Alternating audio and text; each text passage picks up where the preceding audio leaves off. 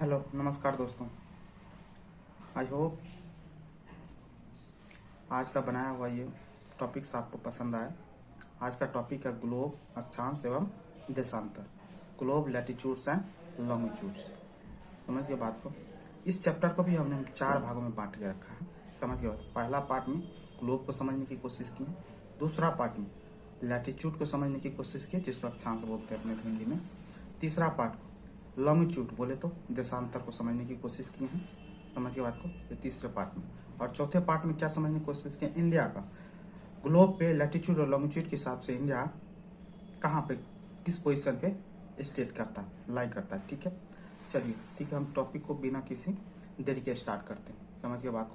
पहला globe. Globe होता क्या है? ग्लोब पृथ्वी का लघु रूप में एक वास्तविक प्रतिरूप है। कहने का मतलब है पृथ्वी के तरह ही दिखने वाला एक छोटा सा रूप है। समझ के बात को। इसको ग्लोब। समझ के बात को। पृथ्वी का एक तरफ समझिए, पृथ्वी का हम शकल है, छोटा सा रूप में ग्लोब। ग्लोब विभिन्न आकार एवं प्रकार के होते हैं। बोले तो ग्लोब का साइज और टाइप्स अलग अलग टाइप के हो सकते हैं। ग्लोब को लट्टू की तरह घुमाया जा सकता है। कहने का मतलब आप जो लट्टू खेलते होंगे तो लट्टू क्या होता है, एक तो घूमती रहती है। समझ के बात को। अपनी जगह साथ साथ में राउंड भी रिवॉल्व भी करती रहती है। समझ के बात को। लट्टू की तरह ग्लोब को घुमाया जा सकता है। दूसरा बात, ग्लोब पृथ्वी की तरफ पश्चिम से पूरब की ओर घुमाया जा सकता है। ग्लोब को जो है ना, पृथ्वी जिस तरह पश्चिम से पूरब की तरफ घूमती है, ग्लोब को भी पश्चिम से पूरब घुमाया जा सकता है। एक सुई ग्लोब में झुकी हुई अवस्था में स्थित होती है, जिसे अक्ष कहा जाता है। समझ गए आपको। जिस सुई के माध्यम से किसी अक्ष पर टिल्ड मतलब झुका हुआ रहता है, उस सुई को क्या बोला जाता है? अक्ष बोला जाता है। समझ गए। ग्लोब पर जितनी भी रेखाएं दिखती है वो काल्पनिक है। कहने का मतलब अभी जो हम आगे जितनी भी ग्लोब पे जुड़ा हुआ रेखा देखेंगे, कहने का मतलब लाइंस को देखेंगे, वो सब के सब काल्पनिक है। ऐसा पृथ्वी पर कोई लाइंस है नहीं। ये हम क्यों दिए? अपने समझने के लिए, ताकि हम जस्टिफाई करें कौन कहाँ पे सूचित है। तो ये हम अपने ह्यूमंस मतलब आदमी अपने आप को समझाने के लिए कि कहाँ पे कौन सा लाइक करता है, समझ के बात को, उसको दर्शाने के लिए हम इजीली वे में आसानी तरीके से समझ पाए, उसके लिए हम क्या करते हैं? लाइंस को दर्शाते हैं, जो कि क्या है? काल्पनिक है। चलिए पहला आता है। दूसरे पार्ट में हम देखते हैं कौन सा। पहले पार्ट में देखे ग्लोब, दूसरे पार्ट में लैटिट्यूड्स बोले तो जिसको अक्षांश बोलते हैं।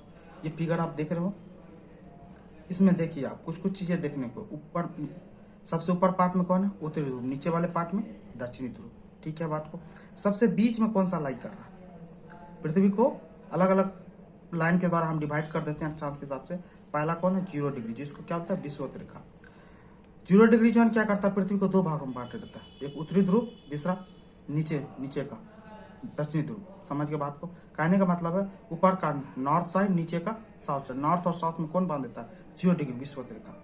23.5 डिग्री इसको क्या बोलते हैं? कर्क रेखा बोलते हैं। 23.5 डिग्री नॉर्थ, ऊपर वाले पार्ट में 23.5 डिग्री को कर्क रेखा करते हैं, और नॉर्थ वाले पार्ट में, ऊपर वाले पार्ट में 66.5 डिग्री नॉर्थ को आर्कटिक रेखा बोलते हैं। समझ के बात को। अब 0 डिग्री के नीचे 23.5 डिग्री साउथ को क्या बोलते हैं? मकर रेखा। और 0 डिग्री के नीचे 46 डिग्री साउथ को क्या बोलते हैं? आर्कटिक रेखा। समझ के बात को। अब बोलेगा टोटल कितना होता है? टोटल अक्षांश कितना होता है? देखिए ये जो विषुवत रेखा है, विषुवत रेखा से ऊपर 90 अक्षांश बनते हैं, और विषुवत रेखा के नीचे भी 90 अक्षांश बनते हैं। बोले तो ये लाइन। समझ के बात को। तो अब क्या, ये विषुवत रेखा से ऊपर 90, विषुवत रेखा के नीचे 90, 90 प्लस 90 180, प्लस एक ये भी है 0 डिग्री, ये भी क्या है? अक्षांश रेखा है, इसको भी 1 जोड़ दी 181। तो टोटल अक्षांश रेखाएं पूछेगी कितनी है, तो 181 है। तो सबसे बड़ी अक्षांश रेखा कौन सी होगी? ये होगी 0 डिग्री विषुवत रेखा। समझ के बात को। चलिए आगे बढ़ते। विषुवत वृत्त से ध्रुवों तक स्थित सभी समांतर वृत्तों को अक्षांश समांतर रेखा बोलते हैं। समझ के बात। एक तरह समझिए, बस जहां से इधर से मतलब सीधी लाइन जो पैरेलल लाइन खींची जा रही है ना, ये सब क्या है? अक्षांश रेखाएं कहलाती है। जो क्या है, आप देखिए इधर एक तरह से देखा जाए तो ऊपर में नॉर्थ है, नीचे में साउथ है। समझ के बात को। इधर ईस्ट, इधर वेस्ट। समझ के बात को। साउथ से वेस्ट क्या बोलते हैं? वेस्ट से ईस्ट की तरफ जो लाइन खींची गई है, समझ के बात को, इसको क्या बोलते हैं? अक्षांश रेखा। अब देखिए इसमें क्या बोले? विषुवत वृत्त। इसमें विषुवत वृत्त क्या होता है? अब विषुवत वृत्त को समझने की कोशिश करते हैं। ऐसी अक्षांश रेखा जो पश्चिम से पूरब की ओर पृथ्वी को 2 बराबर भागों में बांटती है। कौन? विषुवत वृत्त। देखिए यहाँ पे क्या है? इधर से लाइन करती है, पश्चिम से पूरब की तरफ क्या करती है? पृथ्वी को 2 बराबर भागों, ऊपर में क्या होता है? साउथ वाला पार्ट, नॉर्थ वाला पार्ट, नीचे में साउथ वाला पार्ट। समझ के बात को। चलिए ये शून्य अंश अक्षांश को दर्शाती है। ये 0 डिग्री जो है ना, कहने का मतलब ये 0 डिग्री अक्षांश को दर्शा रही है शून्य। समझ के बात। अब देखिए, विषुववृत्त के उत्तर की सभी समांतर रेखाओं को उत्तरी अक्षांश और दक्षिण की स्थित दक्षिणी अक्षांश, कहने का मतलब है ये देखिए 0 डिग्री से उत्तर उत्तरी अक्षांश, 0 डिग्री से नीचे दक्षिणी अक्षांश। समझ के बात को। अब इसमें कुछ कुछ चीजें गौर करने वाली बात देखिए। 0 डिग्री, समझ के बात को, विषुवत रेखा बोलते हैं। 0 डिग्री से 23.5 डिग्री ऊपर क्या है, कर्क रेखा। समझ गए। और 0 डिग्री से 27 डिग्री नीचे साउथ मकर रेखा। समझ के बात को। ये जो लाइन है ना, इसके बीच का जो पूरा डिस्टेंस कवर है इसको बोलते हैं उष्ण कटिबंध। समझ के बात को। आप देखिए बात को, 23.5 से 66.5 डिग्री साउथ और 23.5 से 66 डिग्री नॉर्थ, इनको क्या बोलते हैं, ये वाला पार्ट को शीतोष्ण कटिबंध।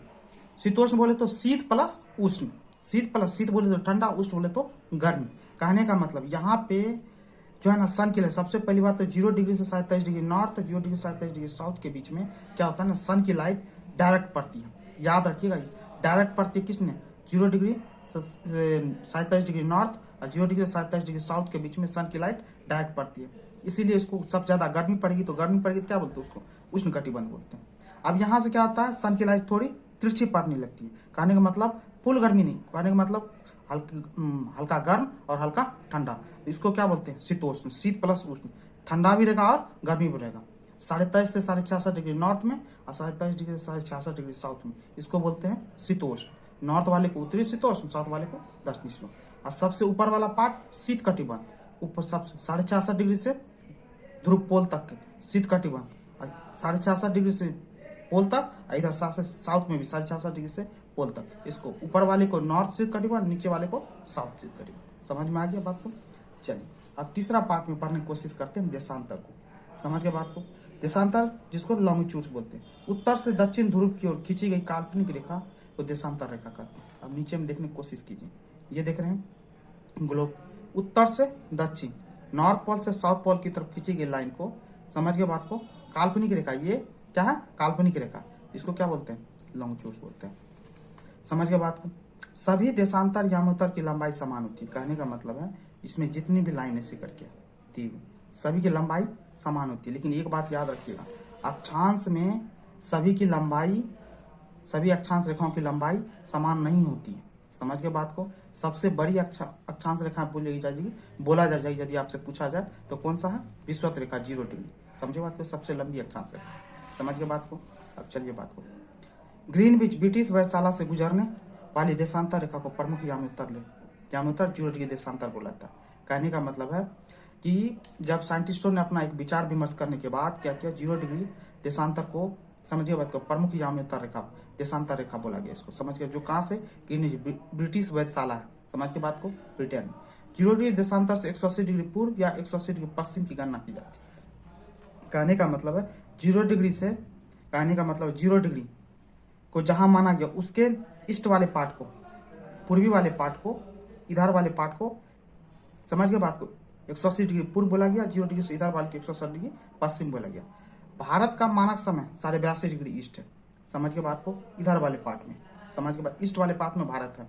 समय और तिथि का निर्धारण देशांतर से होता है। कहने का मतलब है समय को जो हम निर्धारित करते हैं ना, जो समय करते हैं, तिथि कोई डेट देते हैं, तो ये किससे, देशांतर से ही पता चलता है। अब यहाँ पर देखिए, ये क्या, ऊपर में नॉर्थ, नीचे में साउथ, इस साइड ईस्ट, इस साइड वेस्ट। समझ गए, सीधी लाइन जो है इसको बोलते हैं देशांतर। और ये कौन सा है, जब पड़ी हुई लाइन है इसको बोलते हैं अक्षांश। समझ के बात को। अब चौथे पार्ट में समझने की कोशिश, चौथे पार्ट में इंडिया कहाँ पे लाई करता है, सबसे बात। अब देखिए इंडिया कहाँ पे लाई करता है, देखिए इंडिया वेस्ट में 68 डिग्री 7 मिनट से, समझ के बात को, नॉर्मल आप 68 डिग्री समझ के रखिए। ईस्ट में 97 डिग्री 25 डिग्री, बोले तो 97 डिग्री इधर मान के। नीचे में ये कहने का मतलब है ये देशांतर वाला पार्ट। समझ के बात को, ये क्योंकि खड़ी लाइन है तो देशांतर। नीचे में क्षितिज, नीचे से स्टार्ट होता है 8 डिग्री 4 मिनट से लेकर के ऊपर में 37 डिग्री 6 मिनट नॉर्थ तक। समझ के बात को। अब इंडिया का समय यामोत्तर जो हम 82.5 डिग्री यहाँ पे देखे हैं, इसको बनाते कैसे, देखिए एक्चुअली में क्या है ना, इंडिया ये 68 डिग्री 7 मिनट है, 97 डिग्री 25 मिनट, इन दोनों को जोड़ दीजिए, इसको 2 से डिवाइड करिए। कहने का मतलब इंडिया का सेंट्रल पार्ट, कहीं तो समय को एक जगह लाइक करना पड़ेगा ना, तो दोनों को जोड़ को एवरेज में हम लिए तो क्या आया, 82.5 डिग्री। समझ के बात को, क्योंकि ईस्ट में ये सब के सब कहा क्या है, ईस्ट में है पार्ट। तो इसको जब डिवाइड किए कहने के बाद 82 डिग्री को हम लोग इंडिया का 82 डिग्री ईस्ट को क्या बोला जाता है, भारत का समय। भारत का मानक समय जहाँ मिलता है इलाहाबाद के नैनी से गुजरता है, जो कितना 82 डिग्री ईस्ट है। भारत का मानक समय ग्रीनविच से 5.5 घंटा के अंतराल पे। ब्रिटिशर्स ने जिसको यहाँ पे क्या पढ़े थे आप, क्या बोलते हैं, ग्रीनविच, ब्रिटिश वेधशाला से गुजरने वाली देशांतर रेखा का प्रमुख ज्यामिति। ये जो ब्रिटिश को जिसको 0 डिग्री देशांतर माना गया, इससे समझ के बात को हमारा समय अंतराल जो है 5.5 घंटा का समय वेरी करता है। समझ के बात को। आई होप ये वीडियो आपको पसंद आया हो। समझ के बात को। यदि वीडियो पसंद आया तो लाइक करें, शेयर करें, कमेंट करें। Thank you so much.